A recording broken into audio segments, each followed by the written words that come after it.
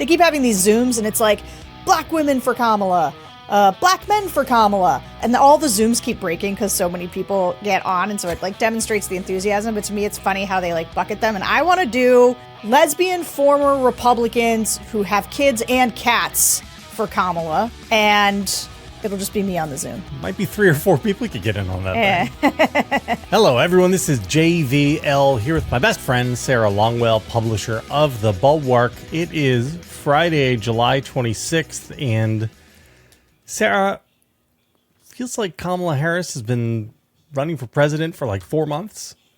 Is that right? Do you disagree? Does it feel like 4? It does it is feel a lot as though it was forever ago. A lot of life has been packed into this week. Yeah. Yeah. I don't think it feels like it was forever ago. I just feel like it... no, I don't feel like it was forever ago so much as I feel like we've just like jammed a lot of life into the last couple of weeks. It was like 12 days ago that Biden had... When was the debate? When did he drop out? He dropped out on Sunday. He dropped out on Sunday. Dropped out on Sunday. This is Friday. It's been 6 days. It's really insane. We are not yet at 1 month since the debate. Think about that. So the debate was June 27th. Right. We're taping on July 26th. So I don't know. Where do you want to go first? I have on my little to-do list here, J.D. Vance and childlessness, some polling, and just the overall Kamala vibe. What do you want to hit first? Let's do the polling. Cause I gotta say, you probably have the New York Times Siena poll there. I do. There is a Michigan poll that came out this morning that had Trump up by, I think 8, in the last poll. And now it has Harris up by 1. And so there's a 9-point swing. So it's the same poll. So it's an apples to apples comparison. And that feels that's quite a bit bigger than I would have expected, actually. But what was interesting to me about the Michigan poll, and then we can get into the national poll, is just the fact that I think Biden was just carrying a lot of baggage with Dem voters there. And it was really depressing, his number in Michigan. And they seem to not be applying that to Kamala. And I think there's a lot of conversation around, will Kamala Harris have to sort of carry the baggage of the Biden administration? And I think the answer could be yes, maybe for some swing voters, or certainly like some soft Republicans, right-leaning independents maybe. But it's not true of Democrats. Democrats are giving her a clean slate. And so anyway, that was interesting to me, notable. And look, it's not. I think that the sort of Biden dead enders who wanted Biden to stay against all odds really were not looking at how much he was hurting within the Democratic Party. Like his problems, and I said this when people would ask me, about my program, Republican Voters Against Trump, that's focused on these suburban areas. I kept saying to people like, I'm like not that worried about them. I'm worried about the Dems. I'm worried about young people. Yeah. I'm worried about turnout. And I think that Kamala is solving, at least out of the gate. Doesn't mean that she couldn't say things that could make this. My guess is those are some fickle folks, but so she could make them mad, I guess. But watching her today or yesterday with Netanyahu, I was again struck by how important it is to have somebody who can communicate. It's not rocket surgery, to say we stand with Israel. We want the hostages to come home. And there's a humanitarian crisis in Gaza that I'm very concerned about. Like, you can say all those things. Those things can all exist They're right there. Peaceably together if you can just express them competently. And she did. And Netanyahu might be mad about it, but I don't think any Dems are. I think she's hitting the right tone for Dems' sweet spot. So, anywho, go ahead. Hit me with your national poll. Well, no. So the thing about the New York Times Siena poll that jumped out at me was the the favorable, unfavorable numbers. because what happened is what you and I basically thought. So from February to July, Donald Trump's favorable numbers went up a little bit, from 44 to 48, and that is probably the result of the shooting. Yeah, I think, right? Sure. Joe Biden's numbers, and keep in mind, so this poll is conducted entirely post-resignation. So this poll is taken this week after Biden had made his announcement on Sunday. So who knows how much of it had filtered down to respondents and whatnot. Biden went up 5 from 38 favorable to 43 favorable, which is what we said would probably happen, right? Once Joe Biden said, I'm not going to run, that was basically what people were aggrieved about with him. They were just mad at him that he was running again. Sure. And with him stepping down, people are going to be happier. Kamala Harris went from 36 to 46.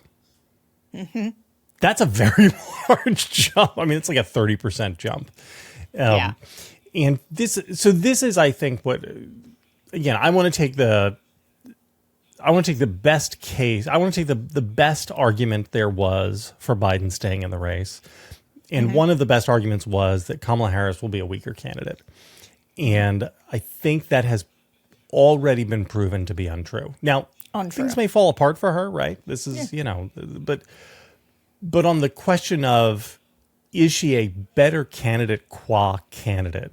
It turns out that once she's out there on the stump and you can see it, like, she is just better. And people's opinions and favorability on her has followed that. That once they got to see her, and this is the thing you said all the time, that what you would hear from people is like, I don't even know, what is she doing? I never see her. That this was their largest gripe against her. Now that they're out and seeing her, it turns out she's pretty good at this stuff, which is what people had thought leading up to the 2020 campaign, right? This was, that's why people were very high on her, because on the horseflesh question, like, just as, is she a political thoroughbred? She's pretty good stuff. Now, she turned out to be a very bad manager of a startup, but that's a different skill set, right? We demand a whole bunch of different skill sets from people who are running for president, and she gets to skip the part of the skill set test which she was weakest on, which was managing the startup phase of a presidential campaign, and she gets to just do all of the candidate stuff, which is where she's strongest. I think that's impressive and helpful for her. Yes? Yeah, you may not have known this yet, but I have a piece in the Atlantic today. Give me a fucking break. And it's on this I bet it's good, too. You didn't even let me edit it? It was a quick turn. It was a quick turn, and it's not very long, and it really only makes 1 point. 1 point. Okay. Which is, it takes the focus group sound, or it takes a bunch of lines from the focus groups, because this is the thing that I've said this in a couple places, but I don't know if I've talked to you about it. There's an interesting way in which you can be listening to voters all the time and hearing what they're saying and interpreting it one way, and then when the context of the world changes, you can sort of hear it a different way. And what I mean by that is, I had been listening to voters say this thing about Kamala all the time, this like negative, I don't see her, what does she even do? Oh, I saw her plugging in an electric car the other day. That's not like real work. People would do this thing a lot where they're like, we saw Michelle Obama a lot more than this. And I'm like, okay, that was the president's wife, not the vice president. These are not the same thing. So you guys are weird. But that negativity, and all I heard was the negativity. And then when it became time, and I looked at the Joe Biden thing and thought, okay, this is completely untenable, and heard, obviously I was kind of like, I don't know if he steps down, you maybe can do an open convention, but when you think it through, you were sort of like, okay, it's probably Kamala. And I started even went back. I had my team. I was like, go pull all the Kamala sound and just like, let's listen to it. And when you listen to it in the face of her becoming the candidate, you could hear it and you could say, oh, wait a minute. They don't actually dislike her. There's no locked in opinion of her. Yeah. They have a negative impression. Yeah, very lightly held. Very lightly that is lightly held from not seeing her, which means she gets to reintroduce herself to everybody. She gets to say, hey, you don't know me. Here I am. Get to know me. Now, that means, this is just with the Atlantic, that means they could get to know her and not like her, right? They could, that could still happen. Or, and this is what I have watched over the last week that I think has me the most optimistic and excited I have been this entire cycle is,